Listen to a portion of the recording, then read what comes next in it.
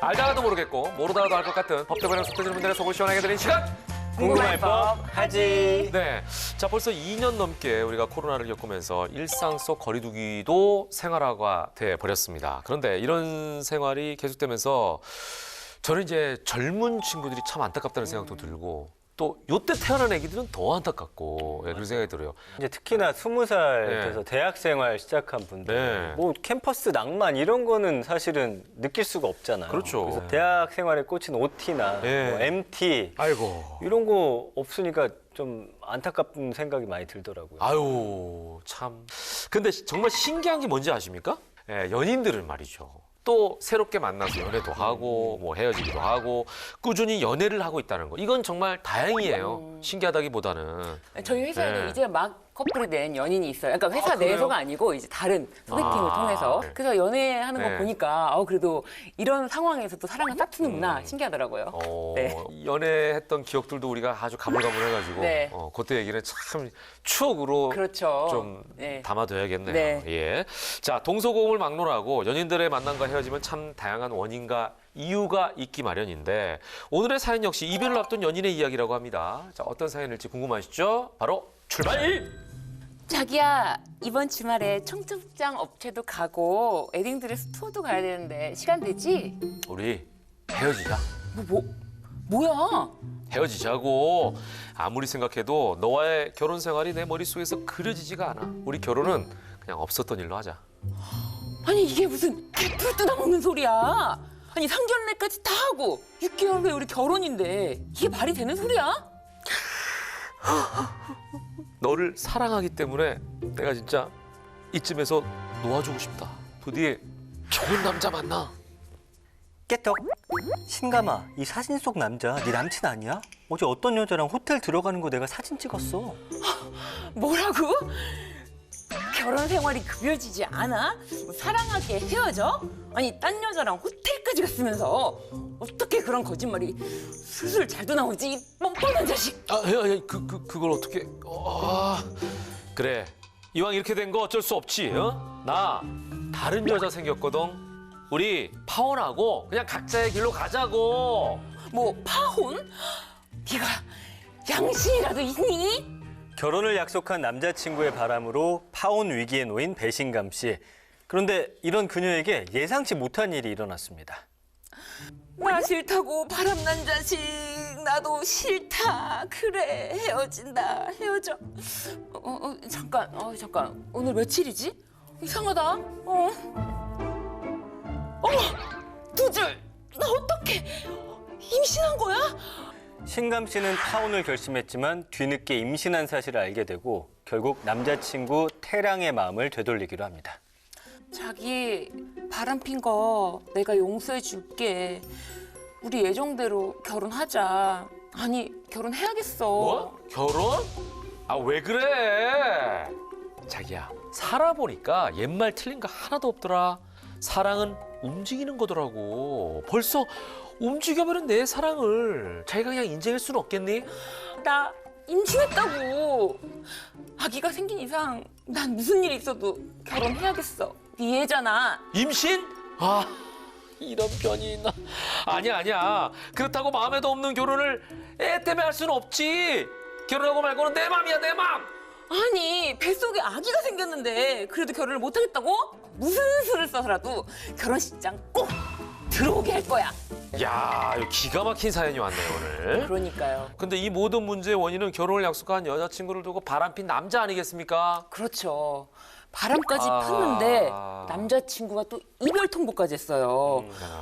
이 상황에서 임신 사실까지 알게 됐으니까 사연 속 여자분 심정이 너무 안타깝네요, 진짜. 아니 법태랑 이게 하다 보면 어떻게 이런 일들이 있나 싶은 일들이 실제로 벌어지고 있잖아요. 네. 이게 뭐라고 말씀드려야 될지. 파혼을 결심한 시점에 임신 사실을 알게 됐다. 그러니까 이거 오늘 너무 고민이 사실 많을 너무 것 드라마틱하다. 네. 이건 진짜 누가 봐도 남자분이 잘못한 건 맞는데 네. 근데도 불구하고 사실은 싫다는 사람을 이거 법적으로 결혼까지 강요할 수는 없지 않을까 싶은데 이 결혼은 서로 합의된 상태에서 해야 되는 거잖아요. 네, 맞습니다. 네. 합의된 상태에서 결혼을 해야지 네. 일방적으로 강요할 수는 없잖아요. 그러니까, 예. 그래서 누구랑 혼인할지 말지 이런 거를 결정할 수 있는 자유가 우리는 이제 혼인 결정, 자기 의사 결정권 이렇게 말을 하는데 네. 최근에 한 판례 중에 네. 실제로 이런 일이 있었어요. 뭐예요? 애인에게 5년 내에 결혼하지 않으면 네. 2억 원을 주겠다라고 약속을 했어요. 근데 약속을 이행하지가 않은 거죠. 그래서 약속을 이행하라라고 약정금 청구 소송을 법원에 냈는데 네. 법원에서 보니까 네. 결혼을 할지 말지에 대한 네. 이런 자유를 네. 제한하는 약정을 했네. 네. 아, 그렇다면은 이 약정은 혼인의 자유를 침해하는 법률행위다. 그래서 선량한 풍속 기타 사회 질서에 위반하는 내용이다라고 해서 이 법률행위는 무효다. 민법 103조 위반으로 약정금 청구를 기각시켰습니다. 아, 그런 분들도 계세요. 야, 내가 너랑 언제까지 결혼 안 하면 내 집 줄게. 제가 그거 다 봤을 때는 무효네. 제가 봤을 때는 집에 먼저 받으면 돼요. 받으면 돼요. 먼저 줄 사람이 없지. 네. 근데 어쨌든 누구든 결혼을 강제할 수 없다는 내용을 좀 확실히 증명한 판례가 아니었나 싶고. 근데 이 태랑 씨는 어쨌든 결혼할 지금 의사가 없잖아요. 그렇죠. 네, 파혼을 해야 되는 건데 네. 결혼 6개월이면 남겨뒀으면 사실상 준비가 굉장히 많이 좀 다한 진척돼 거죠, 있을 다한 거거든요. 거죠. 그 비용도 좀 만만치가 않을 거예요. 그렇죠. 아니 약속을 했기 때문에 네. 왜냐면 청첩장을 이제 미리 찍는 분들은 네. 이때 찍은 분들도 계실 거고 네. 결혼식장 예약했을 거고 계약금 냈을 이것저것 예를 들면은 뭐 혼수 장만도 했을 거고 뭐 여러 가지 글이 있을 텐데 혹시 이 비용은 남자에게 받아낼 수가 있나요? 둘 사이의 관계를 먼저 살짝 설명해 드려야 되는데요. 이 둘 사이의 관계가 법률 관계라 해야 되는데 네. 혼인을 약속하는 합의. 네. 이게 완전한 합의를 했다면 이 상태부터는 약혼 관계가 됩니다. 그래서 법률 관계가 되기 때문에 약혼부터가 법률 관계예요? 네, 그렇습니다. 그렇기 때문에 민법 806조에 네. 약혼 파기에 따른 손해배상 청구를 할 수가 있는데요. 이 손해배상 청구의 범위는 이 상견례 비용이라든지 네네. 웨딩 촬영, 뭐 예식장, 뭐 예약금 이런 경우가 있는데요. 재산상 손해 외에도 이 정신적인 손해배상 청구라고 해서 위자료 청구도 충분히 가능합니다. 네, 네, 네. 그런데 주의하실 점은 네. 만약에 내가 이제 신혼집에 가서 써야지라고 네. 미리 새로운 뭐 물건을 사놨어요. 가전제품 사놨어요. 네. 이런 거는 손해라고 보지를 않습니다. 왜냐하면 물건의 소유권이 그대로 나한테 기록되어 있기 때문에 아이고. 아직 이 물건에 대해서 손해가 발생하지 않았다라고 해서 손해배상 이건 범위에 좀 포함되지가 않습니다. 애매하네. 네. 그러면 어쨌든 이게 네. 사서 뜯지 않았다고 하더라도 네. 바로 중고되니까 가격도 그렇죠. 떨어지고 좀 손해가 이만저만 아닐 텐데 네. 좀 억울할 수는 있겠네요. 예, 이런 경우는 이 물건은 그 결혼을 약속했던 사람이 가져가고 돈으로 배상해라. 뭐 이런 식으로 해놨으면 조금 합리적이지 않을까 이런 생각을 좀 해보는데. 예전에는 예. 특히 혼수를 이미 마련해서 신혼집까지 들어갔는데 그러니까, 예. 일어나는 경우에 네. 그 혼수를 산 사람이 그대로 가져가면 된다라고 해서 손해가 발생하지 않는다라고 했던 판례도 있었거든요. 그래서 이런 부분을 다 참작을 해서 위자료 청구, 정신적인 손해배상에 포함시켜서 위자료 이 청구는 전체를. 가능한데요. 네. 통상적으로 위자료가 그렇게 크지는 않습니다. 네. 1,000만 원에서 이제 3천만 원 선 이 정도 정해지는데요.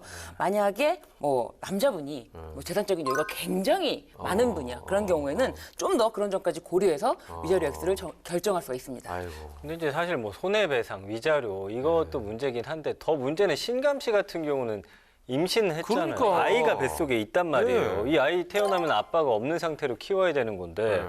법적으로 이게 어떻게 됩니까? 그리고 양육비 부담도 좀 만만치 않을 텐데. 네.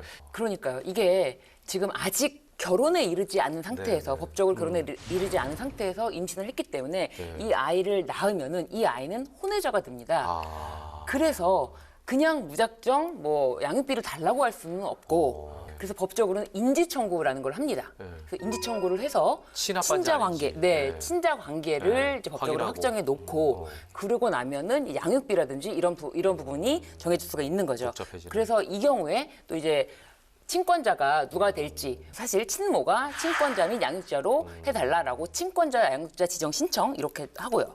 그리고 이 과거 양육비도 물론 이제 인지하기 전에 아이를 낳아서 키웠다라고 하면 과거 양육비를 청구할 수가 있는데 무엇보다도 이 남자친구가 자발적으로 인지 청구하기 전에 이제 이미 인지 내 자식이 맞다라고 이제 뭐 출생신고 이런 경우를 해주면 이렇게 복잡하게 소송까지 갈 필요는 없게 되죠. 네. 근데 지금 보면은 결혼을 약속한 여자친구가 임신을 했는데도 다른 사람한테 가버린 경우거든요, 태랑 씨가. 이게 뭐 인지하겠습니까, 임의로? 제가 봤을 때는 태랑 씨 100% 직접 인지 안 할 것 같은데. 그렇죠. 자기한테 불리한 상황인데. 예. 그렇게 되면 지금 최소는 아이를 낳고 양육비를 받아야 되는 거예요? 이게 참 최선이라고 말씀을 드리긴 못하지만 결혼을 강제할 수가 없으니까 또 임신한 아이에 대해서 그 사연자분이 어쨌든 이제 자녀를 양육하겠다라는 마음으로 자녀를 낳으면은 뭐 친권자 양육자 지정 신청을 하고 그리고 인지 청구를 해서 양육비를 받을 수밖에 없죠. 네. 아, 참 어쨌거나 이런 일이 안 생겼으면 좋겠네요. 예. 아까 뭐 태령 씨가 이런 말을 하긴 했어요. 사랑은 움직이는 거다. 그래도 참 이 책임져야 될 부분에 대해서는 좀 책임을 질 수 있는 상황이 됐으면 좋겠다라는 생각도 드네요.